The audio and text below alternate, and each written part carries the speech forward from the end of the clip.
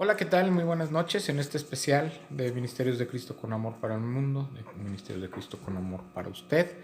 Este, pues recordando, nosotros los cristianos siempre decimos que Dios no quiere una Semana Santa, quiere una vida santa. Pero recordando en estas fechas, pues se hace el recuerdo del sacrificio de nuestro Señor Jesucristo. Y pues yo aprovecho a hablar un poquito de este sacrificio para darle su lugar. Porque la verdad no hay que hacer un sacrificio tan grande, tan hermoso, tan bello. No hay que hacerlo algo, hay que darle su valor. Que es un valor grande, es un valor maravilloso, porque cuando Dios vino a darnos la salvación, ¿verdad? Dios envió a su Hijo unigénito para que aquel que en Él cree no se pierda, mas tenga vida eterna. Entonces, si no hay que hacer, ¿verdad? Alarde, no hay que recordar la muerte como algo que celebrar o como algo que, sino más bien hay que recordarlo con respeto, con reverencia. Y en esta semana que dio inicio la Semana Santa oficialmente en el mundo, pero les vuelvo a repetir, los cristianos no la celebramos porque no necesitamos una semana para recordar lo que Jesús hizo en nuestras vidas, lo que Jesús ha hecho y nos ha dado la salvación.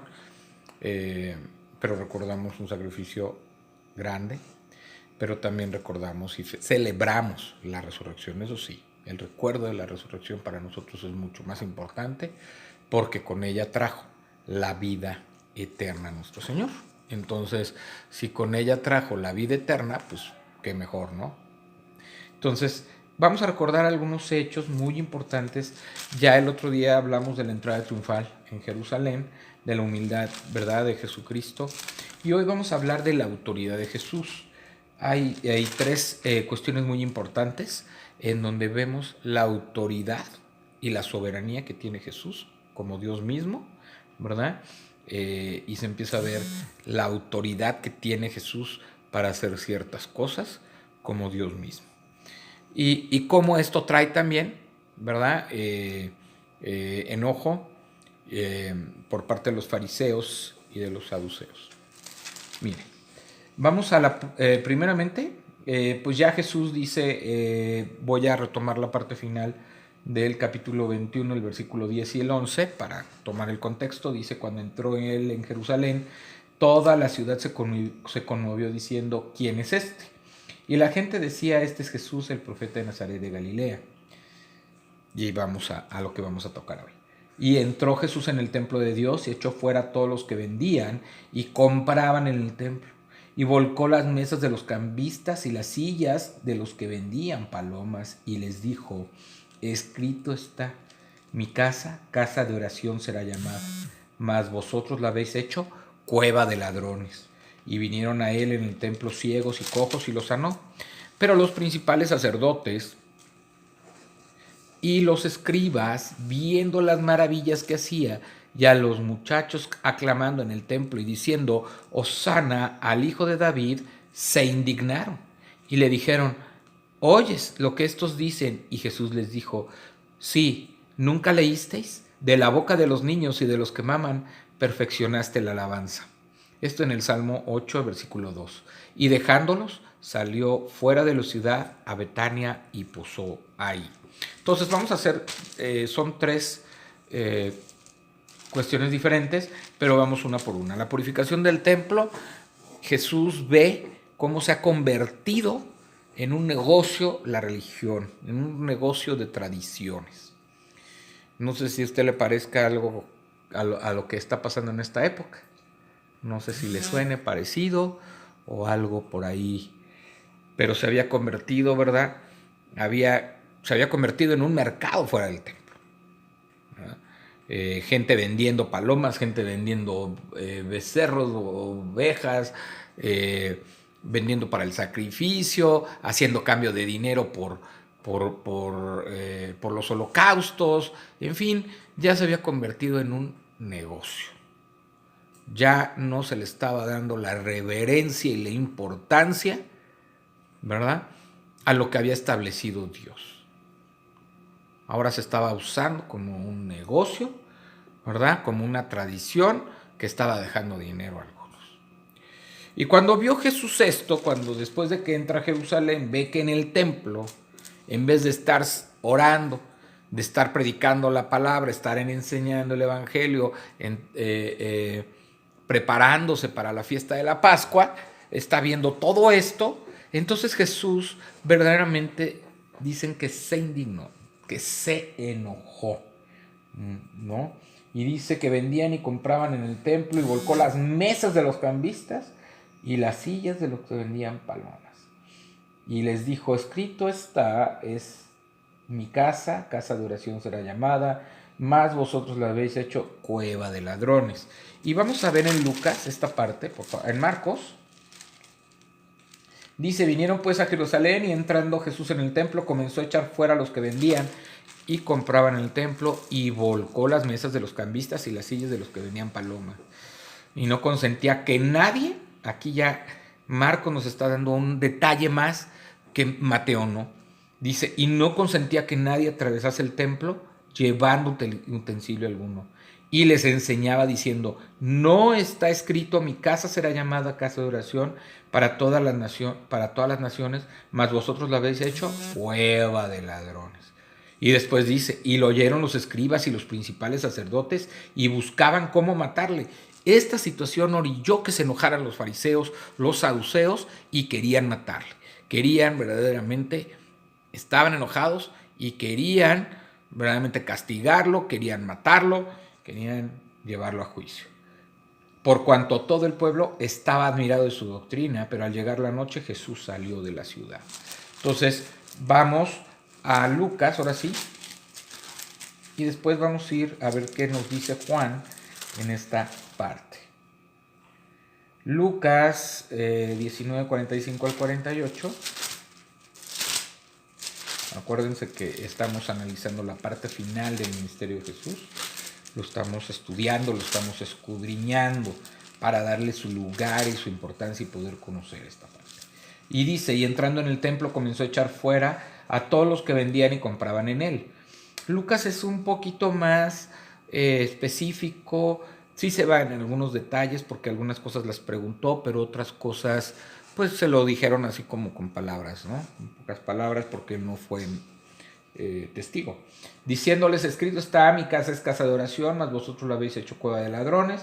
Y enseñaba cada día en el templo, pero los principales sacerdotes, los escribas y los principales del pueblo procuraban matarle. Aquí también Lucas da especificidad en que procuraban ya matarle, ya estaban pensando en matarlo. Y no hallaban nada que pudiera hacerle, porque todo el pueblo estaba suspenso oyéndole, o sea, estaba muy interesado en escuchar a Jesús, se acercaba a Jesús y estaba muy interesado en lo que tuviera que decir. Ahora vamos a Juan.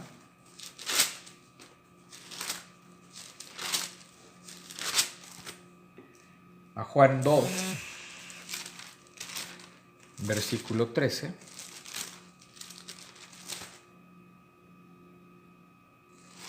Al 22.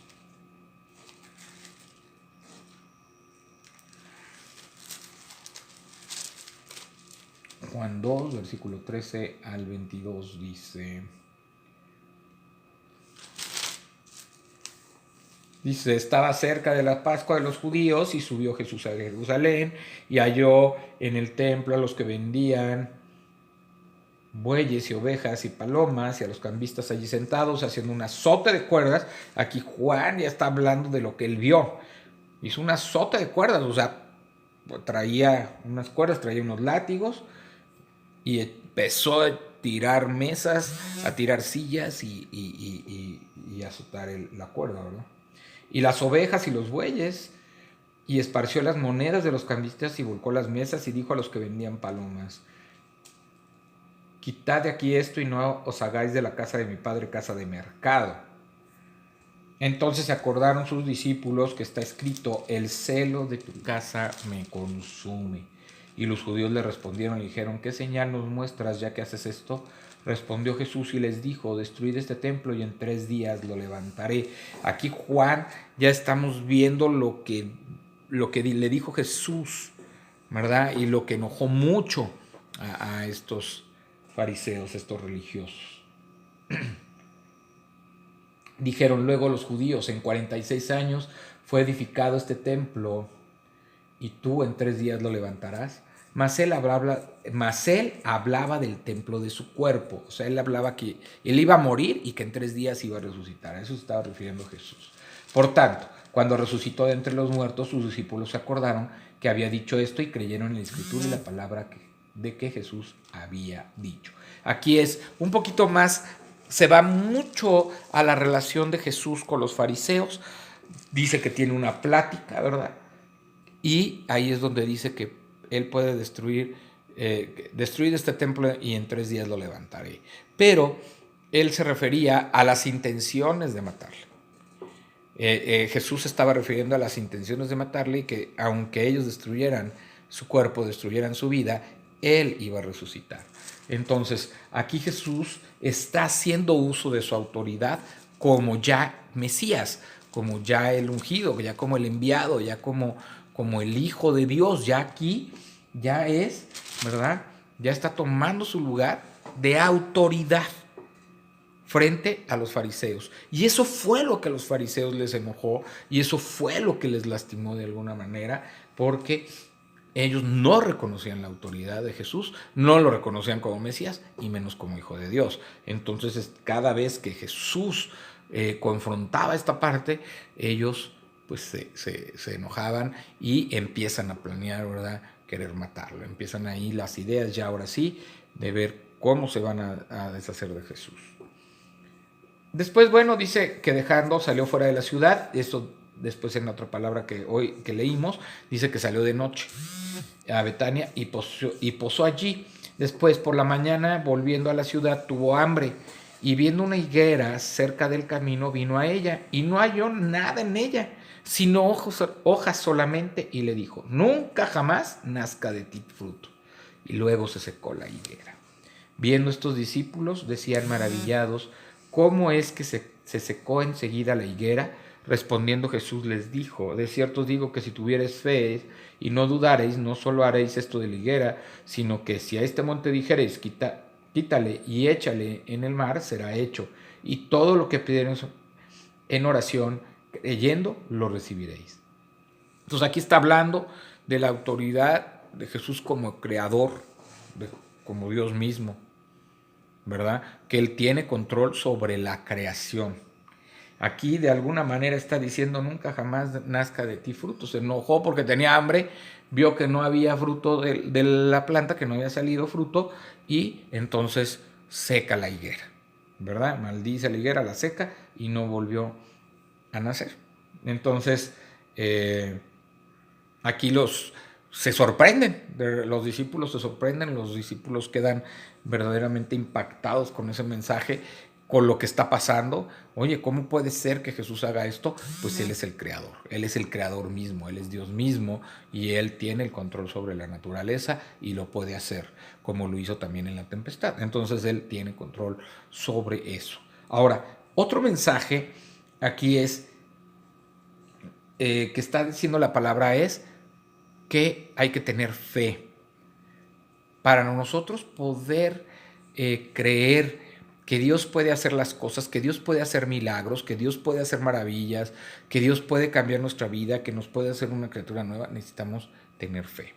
Y la fe en Jesucristo. De tal manera que si creemos en Dios y le creemos a Dios, le obedecemos. Entonces, nuestra fe nos ayuda a saber que todo lo que pidamos en oración en el nombre de Jesús será hecho. Lo recibiremos simplemente por pedirlo en el nombre de Jesús, porque Él tiene el poder y Él tiene la soberanía sobre todo, ¿verdad? Entonces Él tiene esta autoridad sobre ello. Y un mensaje más que yo le quiero dar de esta parte es: ¿qué fruto está produciendo usted? ¿O le va a pasar lo de la higuera?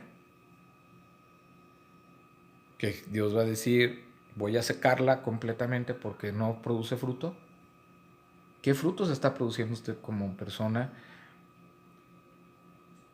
como cristiano? ¿Qué frutos está produciendo? ¿Está produciendo frutos? ¿Está llevando la palabra? ¿Está llevando a las personas a reconocer a Jesucristo como Señor y Salvador? ¿Está obedeciendo a Dios? ¿O está seco? No producido porque no lo hace, porque no obedece, porque no se compromete. Y entonces, pues, ¿dónde está su fe? ¿Dónde está su compromiso? Pues hay que ponernos a cuentas. También esto nos invita a ponernos a cuentas, porque no creo que nadie quiere que Dios nos seque, que Dios nos deje sin producir frutos.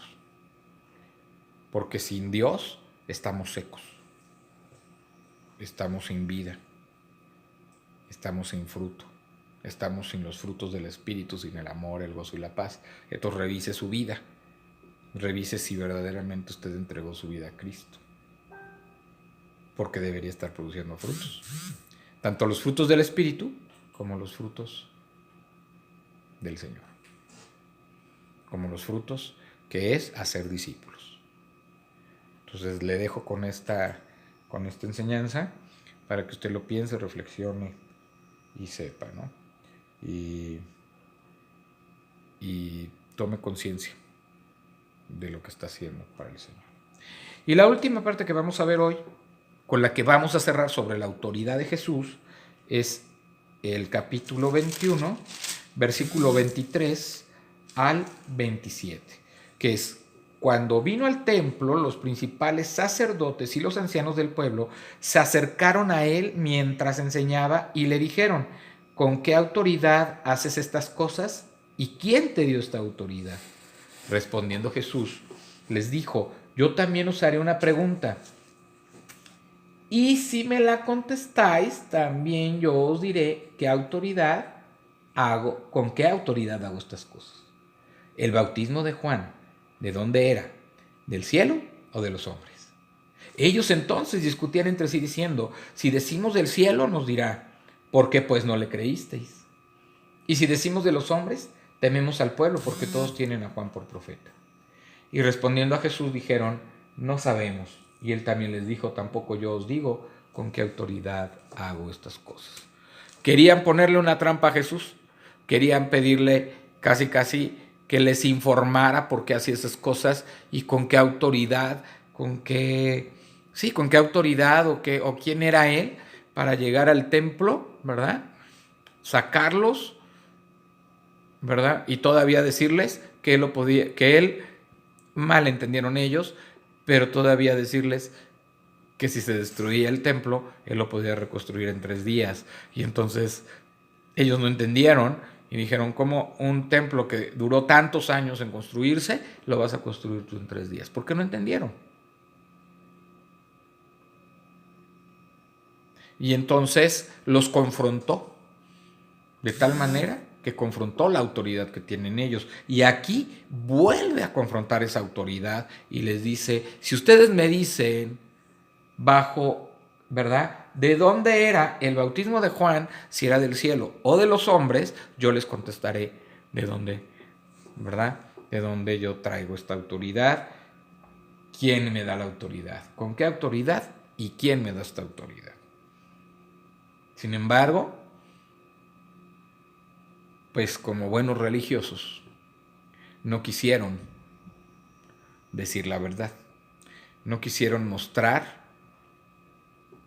lo que tenían que decir, que era decir: pues el bautismo de Juan es del cielo, porque era una encomienda o misión que tenía Juan de llevar al arrepentimiento y después bautizarlos a todos aquellos para prepararlos para cuando viniera Jesús.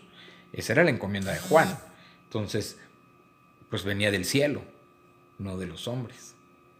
Pero no quisieron decir la verdad. No quisieron, ¿verdad? Porque ellos no se arrepintieron. Porque ellos no creyeron en el mensaje de arrepentimiento que Juan estaba dando. Y al no creer en ese mensaje de arrepentimiento, entonces lo que está pasando es que le están quitando la autoridad a Dios. Me están diciendo, pues. Y entonces Jesús dice, yo no tengo por qué responderles. Si ustedes no dicen lo que tienen que decir, pues bueno. Jesús sabía lo que iban a responder, Jesús conocía los corazones, conocía sus vidas, conocía a lo que se estaban enfrentando y él sabía ya las intenciones y sabía cómo estaban ellos. Pero por eso los confrontaba, para decirles, yo tengo la autoridad, yo soy el Mesías, yo soy elegido, arrepiéntanse, yo soy Jesús, yo soy el Salvador, arrepiéntanse para que puedan venir al cielo. Es aquí donde vemos la autoridad de Jesús en 3 ocasiones. Una, donde defiende la casa de su padre por medio del celo de su casa, ¿verdad? Segundo, donde tiene la autoridad hasta en las cosas naturales, en la naturaleza, en la creación, que seca la higuera. Y la autoridad que tiene ante Dios y que Él no tiene por qué, digamos, pedir, ¿verdad? O tiene que pedir la autorización, por decirlo así, o que se le tiene, o que los religiosos le tenían que decir que él tenía la autoridad de Dios, que él era un maestro, porque él estaba haciendo la voluntad del Padre y no de los hombres. Entonces aquí Jesús está diciendo, yo tengo la voluntad de mi Padre que está en los cielos. Yo soy el Hijo de Dios, yo soy el Mesías, yo tengo autoridad sobre todas las cosas y yo vengo a cumplir el propósito de mi Padre y no de ustedes. Y aquí es donde Jesús pues realmente está poniendo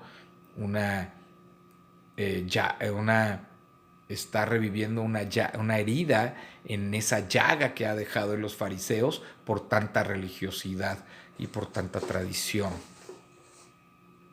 Y es ahí donde Jesús empieza